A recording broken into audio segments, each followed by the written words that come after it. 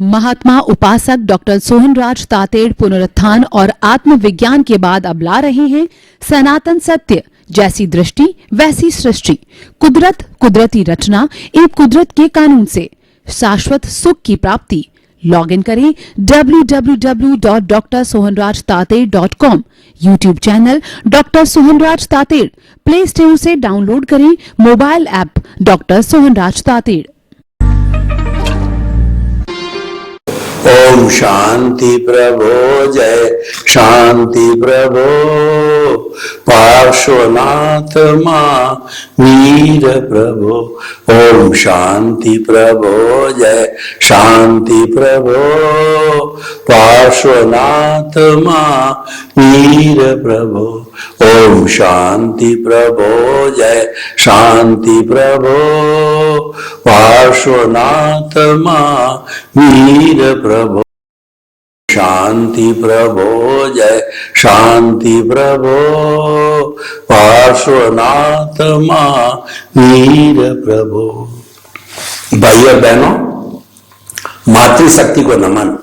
आज का हमारा बहुत सुंदर विषय क्षेत्र का महत्व।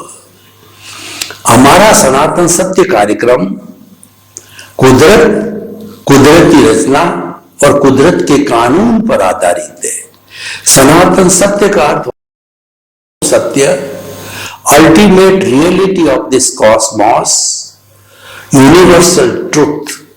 हम आपको इस दुनिया की अंतिम सत्य है वो बताना चाहते हैं और वो बता करके हम आपका दृष्टि परिवर्तन करते हैं।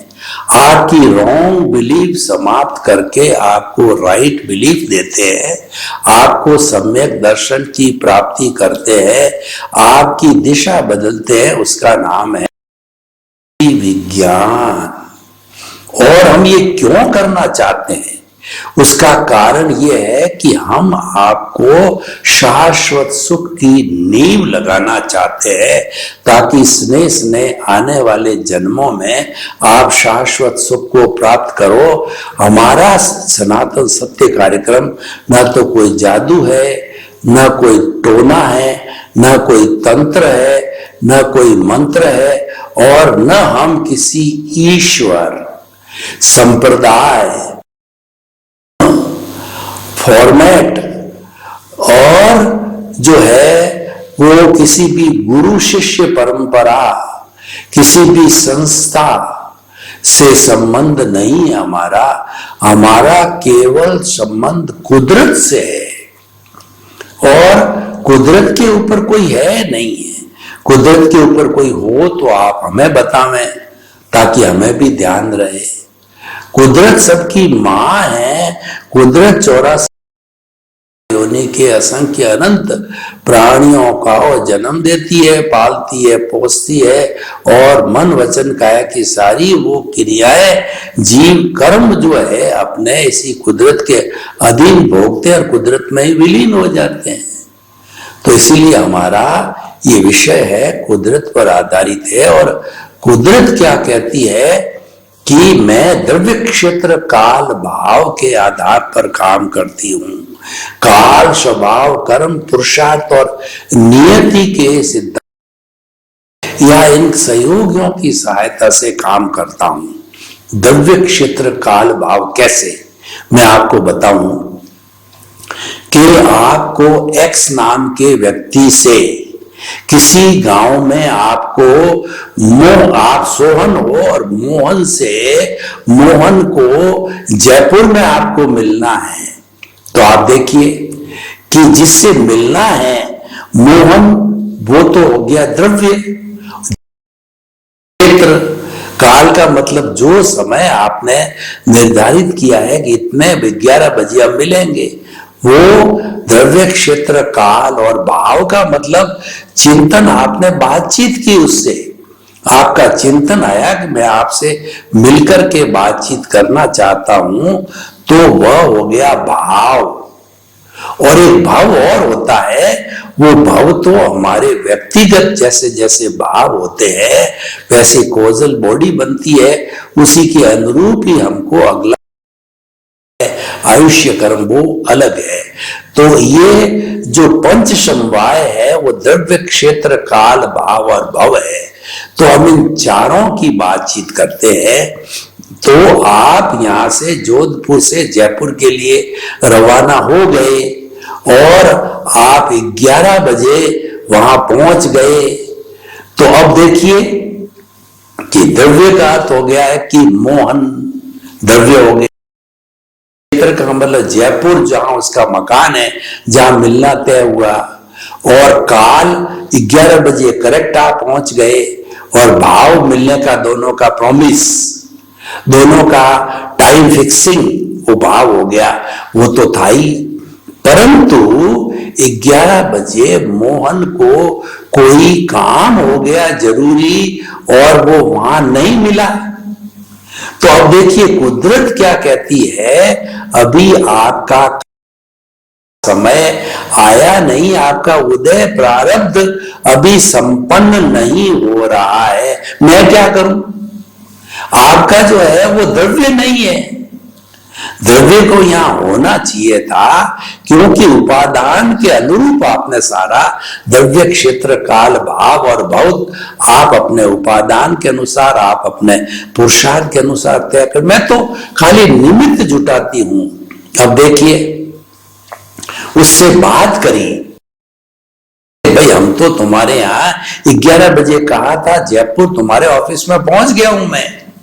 तब मोहन ने कहा कि यार बहुत जरूरी काम हो गया है कि ऐसा कोई अस्वस्थता कार्य, मुझे हॉस्पिटल जाना पड़ा, उनका ऑपरेशन हो रहा है, मैं 2 बजे आपसे मिलूंगा। ठीक है भाई, आए हैं इतना दूर से तो आप 2 बजे तक बैठेंगे। 2 बजे आपका मोहन आपसे आके मिला और आपका वार्तालाप हुआ। 11 बजे काम क्यों नहीं पूरा हुआ कि द्रव्य क्षेत्र काल भाव जो घटक है, ये पंच समवाय मिलते हैं जब कोई काम होता। अंगुली हिलती है तो पंच समवाय मिलता जब हिलती है, नहीं तो नहीं हिलती है। तो 2 बजे पंच समवाय मिल गए और आपका काम हो गया। तो कुदरत कहती है कि ये समय आपका 2 बजे कार्य संपन्न होने था, हो गया है। यही जीवन में लागू होती है कि हम जन्म भर हम 10 बार 5 बार 20 बार कोशिश करते रहते हैं, तो द्रव्य क्षेत्र काल भाव में से और भाव पांचों में से कोई समवाय मिसिंग होता है तो कार्य नहीं होता है। उसका एक दूसरा मैं उदाहरण आपको देता हूं। काल स्वभाव कर्म पुरुषार्थ तो नियति, ये समवाय भी इससे मिलता जुलता है और घटक है। देखिए एक बच्चे को 10th क्लास का एग्जामिनेशन देकर के 10th पास करनी है, तो वो बच्चे का जो है काल का मतलब ये है कि 14 साल का हुए बिना बोर्ड बैठने नहीं देता। 14 साल हो गए, काल पक गया। और स्वभाव का मतलब है कि वो 9th पास होना चाहिए, उसमें 10वीं की योग्यता हो, जभी तो 10वीं का पेपर देगा। तो स्वभाव का मतलब योग्यता है उसमें, ओके दो। और भाग्य है, उसका भाग्य साथ दे रहा है, first test, second test, third test और हाफ ईयरली सब में अच्छे आते हैं, तो काल स्वभाव कर्म साथ दे रहा है। पुरुषार्थ का मतलब मेहनत करता है, वो जो है वो पूरी पढ़ाई घर पे स्कूल में बड़ी तन्मयता से करता है, एकाग्रता से करता है, पुरुषार्थ करता है। काल स्वभाव कर्म पुरुषार्थ तो हो गया। अब क्या है कि सुबह उसको 10 बजे पेपर चालू होना और रात को अचानक उसके असाता वेदनीय कर्म का उदय आया, अंतराय आया और उसको 105-7 डिग्री तक बुखार हो गया, वो बेहोश हो गया। अब वो बेहोशी की अवस्था के अंदर कैसे एग्जाम देवे, और ले जाना भी अनुचित है, तो वो एग्जाम नहीं दे सका, 10वीं क्लास वो पास नहीं कर सका, क्योंकि नियति को मंजूर नहीं था। मंजूर होती तो उसको बुखार नहीं आता, 10 बजे वो पेपर दे करके उसकी योग्यता के अनुसार अच्छी पोजीशन ला सकता था, क्योंकि चारों फैक्टर उसको सहयोग कर रहे थे। यही बात हमारे जीवन में लागू होती है कि हम परिश्रम, 2 मित्र होते हैं, वो एक सा परिश्रम करते हैं, एक IAS IPS उत्तीर्ण हो जाता, दूसरा नहीं होता, है, दोनों मित्र है, दोनों साथ साथ पढ़ रहे हैं, एक तरह की पढ़ाई, एक तरह की कोचिंग सब कर रहे हैं, एक रह जाता है, एक ले जाता है। ये सब अपने अपने भाग्य के अनुसार, काल स्वभाव, कर्म, पुरुषार्थ और नियति के अनुरूप होता है। तो हमारा जो विषय आज क्षेत्र का महत्व, हम ये कहना चाहते हैं कि जिस जगह हम रहते हैं, जिस जगह जिस जगह पर हम थोड़े समय भी रुकें, उस क्षेत्र का बहुत प्रभाव होता है। कैसे प्रभाव होता है, मैं आपको एक उदाहरण देना चाहता हूं कि एक तोती थी, तोते की मादा को तोती बोलो, तो तोती थी, उसके 2 तोते हुए, तो उसको जो है तोतों का लालन पालन किया, उसको सर्दी से, गर्मी से, बरसात से, सबसे बचा बचा के उसको बाल बच्चों की तरह पाल पोस के बड़ा किया, और जैसा अपना उत्तरदायित्व होता है उसको उड़ाना चालू किया। तो दोनों तोते उड़ने लगे और धीरे धीरे वो उड़ते उड़ते पारंगत हो गए, सेल्फ उड़ान भरने लगे, पांवों पर खड़ने लगे। तो एक समय ऐसा आया कि उड़ करके वो गगन के अंदर चले गए।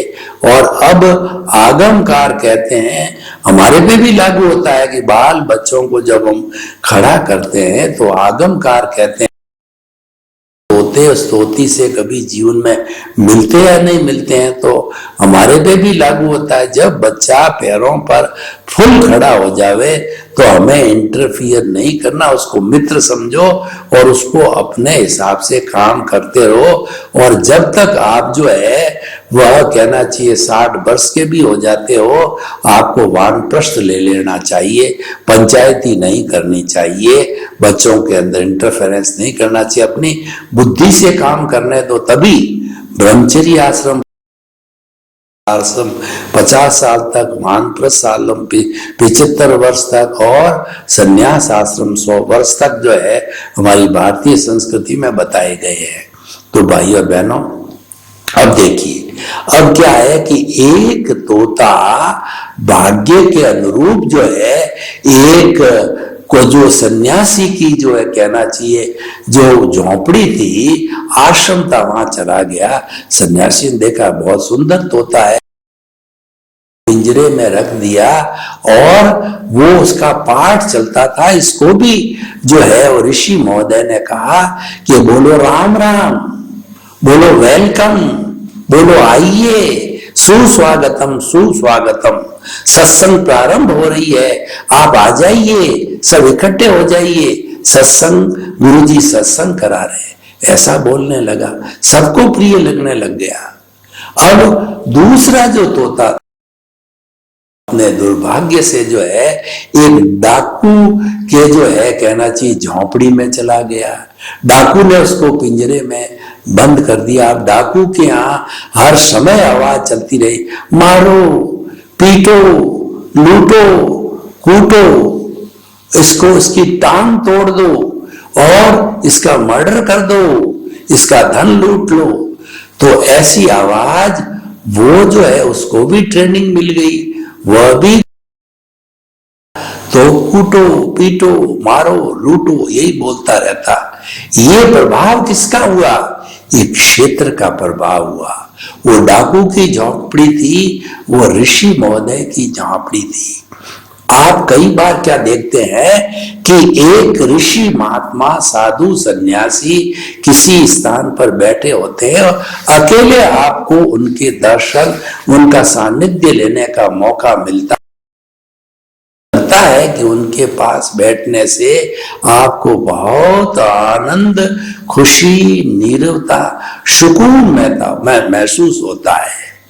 और दूसरी तरफ किसी आप डाकू की झोपड़ी के अंदर या डाकू जहां पे रहते हैं वहां जाने का इत्तेफाक हो जावे, आपको पकड़ के ले जावे, तो आपको डर लगेगा कि कहीं मेरा मर्डर नहीं कर दे, कहीं मेरे को मार न दे धन के लिए। कई तरह की उलझुल बातें उसके दिमाग में आती है। ये प्रभाव किसका है?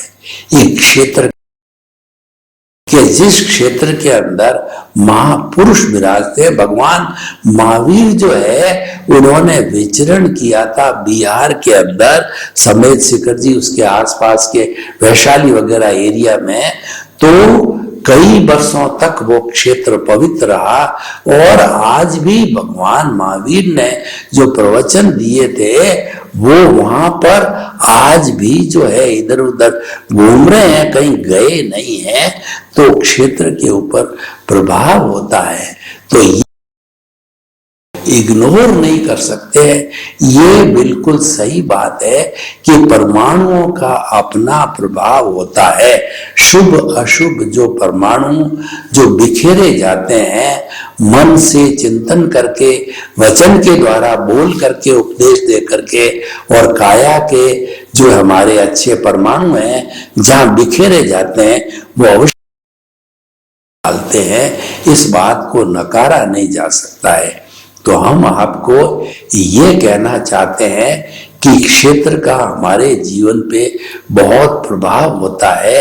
आप देखिए कि जो है पांडवों को ये कहा गया कि तुम नई जगह जाके के अपना राज्य का जो है भवन बनाओ, तो वो उन्होंने जो बनाना चाहा शान भूमि थी वो नागों की भूमि थी। तो नाग सांप वगैरह कितने आए, जितने लोग गए सबको डस लिया, मार दिया। वो तो क्या था कि अर्जुन के पास रिद्धि सिद्धि थी और भगवान श्री कृष्ण वासुदेव स्वयं उसके साथ थे, तब वो लोग जिंदे हुए, वो स्थान बन पाया। लेकिन है वो बहुत ही जो है कहना चाहिए अशुभ स्थान था, जिसको कि पांडवों ने जो है अपने शुभ भावों के साथ में बना करके उसको शुभ स्थान बना दिया। देखिए शमशान है तो शमशान में रूह रहती है, आत्माएं रहती है, कुछ अच्छी भी होती है बुरी भी होती है, तो वो वहां जलाई जाती है। हालांकि वो शमशान तो मृत आत्माएं होती है, लेकिन कुछ भी मानिए है एक भय का वातावरण हो जाता है, क्योंकि वहां पर शरीर को जलाया जाता है, तो वहां पे डर लगता है व्यक्ति को। और आप किसी मंदिर में जाइए जहां पे प्रतिष्ठा की हुई होती है, प्राण प्रतिष्ठा, तो वहां जाकर के मंदिर में हमारे रहने का मन होता है, हमारे है, क्योंकि वहां सुकून महसूस होता है, वहां के पुद्गल अच्छे हैं, वो क्षेत्र का प्रभाव है। तो हमारे घर में भी देखिए, अगर घर के अंदर माता पिता सभी सदस्य बड़े प्रेम के साथ रहते हैं, प्रेम से वार्तालाप करते हैं, और कभी आप देखिए कि सभी लोग ब्याह में शादी में 5-7 रोज के लिए बाहर चले जाते हैं और आपको अकेले का रहने का मौका के अंदर अगर शालीनता और अच्छे लोगों का व्यवहार सज्जन लोगों का होता है, तो वहां के पुद्गल अच्छे होते हैं, तो आपको शांति और सुकून महसूस होता है। और जिस घर के अंदर अगर सभी हस्बैंड वाइफ कहिए, भाई भाई कहिए, भाई बहन कहिए, माता पिता कहिए, आपस के अंदर लड़ते रहते हैं, कलह करते रहते हैं, तो वो स्थान वो हमें अशांति देता है और हमारे के अंदर मूड ऑफ करता है। जैसे कि आप देखिए जो उसके अंदर आप कभी जाकर के देखें, आपको मालूम होगा वहां कलह होती है, लड़ाई होता है, झगड़ा होता है, नेगेटिविटी होती है, वहां पे आपको बड़ी अशांति महसूस होती है। वहां अगर खाली अकेले भी खड़े रहो तो अशांति महसूस होती है। इसका अर्थ क्या है? इन सब बातों का अर्थ ये कि क्षेत्र का अवश्य ही महत्व होता है, क्योंकि जो कुदरत काम करती है वो द्रव्य क्षेत्र काल भाव पे काम करती है, और कुदरत अपनी तरफ से कुछ नहीं करती। जैसे जैसे अगले की जन्म पत्री यानी उपादान होता है, जैसा उसका उदय और प्रारब्ध होता है, उसी के अनुरूप संजोग जुटा देती है। कुदरत खाली एक संजोग जुटाने का काम करती है, क्योंकि उसने प्रॉमिस की हुई है, कर्ता वो स्वयं है। कर्ता व्यवस्थित शक्ति है, जो है दादा भगवान 10 लाख वर्ष तक जो भरत जी के साथ में भरत जी के समय से वो जीव चिंतन अक्रम विज्ञान को पाकर के भगवान ऋषभ से और दादा भगवान का जीव 10 लाख वर्ष तक ये सोचते रहे कि इस सृष्टि का संचालन करने वाला कौन है। तो फिर ये सोचते सोचते आखिर में 1958 में जब उनको दिव्य चक्षु खुले, उनको जो दिव्य ज्ञान हुआ, केवल उन्होंने ये महसूस किया, एक विशेष ज्ञान उनको अवलोकन हुआ और उन्होंने पाया कि इस विश्व को चलाने वाली शक्ति है वो साइंटिफिक सर्कमस्टेंशियल एविडेंसेज है, वह व्यवस्थित शक्ति है, वह कुदरत है जो पूरे ब्रह्मांड का संचालन करती है। वही भगवान मानिए या कोई भी शक्ति मानिए, वो करती है। तो कुदरत कहती है कि कर्ता मैं स्वयं अकेले हूं, मेरी कोई ब्रांच नहीं है, मैंने किसी भी ब्रांच बनने की ना तो इजाजत दी है, ना पावर ऑफ अटॉर्नी दिया है, मैं स्वयं करता हूं। इसीलिए अगर व्यक्ति को सही रहना है तो अकर्ता खुद रहो और दुनिया के हर प्राणी को अकर्ता निमित्त निर्दोष और शुद्ध आत्मा स्वरूप मानो, तो आपके कोई कर्म का बंध नहीं होगा, आप स्वयं विदेह बन जाओगे, आपका जीवन स्वयं कमलवत हो जाएगा और आप कुछ ही भवों में मुक्ति को प्राप्त कर सकते हो। कमलवत विदेह का जीवन जीना है। तो भाई और बहनों, हम आपको बताना चाहते हैं कि क्षेत्र का बहुत अधिक महत्व रहता है। अगर क्षेत्र अच्छा है और वहां पर आप बैठ करके ध्यान करो तो आपका ध्यान लग जाएगा। और क्षेत्र जो है नेगेटिविटी वाला है, शुभ भावों वाला है, तो वहां आप ध्यान करने बैठोगे, सो जाओगे, विश्राम करोगे तो आपको अशांति महसूस होगी, शांति महसूस नहीं होगी, एकाग्रता ध्यान के अंदर महसूस नहीं होगी। आप क्योंकि ये परिणाम पुद्गलों का होता है, ये प्रभाव पुद्गलों का होता है। तो इसलिए भाइयों और बहनों, हम आपको बताना चाहते हैं कि क्षेत्र के महत्व को, क्षेत्र के प्रभाव को जो है हम इग्नोर नहीं कर सकते, वो होता ही है। वो हमेशा ध्यान रखना चाहिए कि मुझे घर जो है कैसी कॉलोनी में लेना है, मुझे ऑफिस जो है कहाँ पर होना चाहिए और उसके साथ फैक्ट्री कहाँ लगानी चाहिए। वास्तु भी एक विज्ञान है, परंतु 100% वास्तु पे भी आधारित नहीं होना चाहिए, क्योंकि जो होता है अपने उदय और प्रारब्ध के अधीन होता है और वो पूरा कराने वाली जो है वो कुदरत होती है, उसकी ड्यूटी है। क्योंकि कुदरत है हमारी सभी की जो है क्रिएटर है, ऑपरेटर है, डिस्ट्रॉयर है, हमारी माँ है, हमारा सबका पालन पोषण, भरण पोषण और सब काम करने की जिम्मेदारी हमारी कुदरत की। और कुदरत तो ये कहती है कि जो है वो योनियों के असंख्य अनंत प्राणियों हैं, सबका भरण पोषण करने की मेरे पास में पर्याप्त सुविधा है। मेरे पास के अंदर 5 भूत, पृथ्वी, जल, अग्नि, वायु और आकाश का अक्षय कोष है, कभी भी समाप्त नहीं होने वाला। ये बात वैज्ञानिक दृष्टि से भी सही है। आइंस्टीन ने कहा कि पूरे इस सृष्टि की एनर्जी E = mc²। m का मतलब पूरी सृष्टि कांस्टेंट है, यानी उनका कहना, उनका एक्सपेरिमेंट, उनका आविष्कार यह है कि इस पूरे कुदरत की एनर्जी है वह न तो कभी घटती है, बढ़ती है, मात्र रूपांतरण होता है। ठोस द्रव में बदलता है, द्रव गैस में बदलती है, गैस वाइब्रेशन में बदलती है। रूपांतरण हर क्षण चलता रहता है, क्योंकि ये संसार है और संसार उसको कहा जाता है कि जो संचार है हर क्षण हर वस्तु बदलती है, ये संसार का नियम है।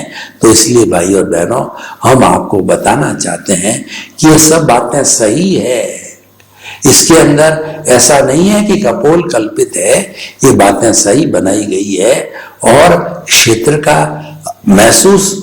का महत्व होता ही है, तो इसलिए क्षेत्र की बातों को बहुत ध्यान से जो है महत्व दिया जाना चाहिए और देखा चयन किया जाना चाहिए। तो भाई और बहनों, आज का विषय जो है, अगर मैं ओपन टू दी ऑडियंस करता हूं, मैं ये जो हमारा जो सुनने वाला वर्ग है उनके सामने रखता हूं, श्रोताओं के सामने, और इसकी रिलीवेंस, इसकी जो है कहना चाहिए सोशल यूटिलिटी, और हम इसकी सामाजिक उपयोगिता निकालना चाहें कि क्षेत्र का महत्व जो है वो होता है या नहीं होता है।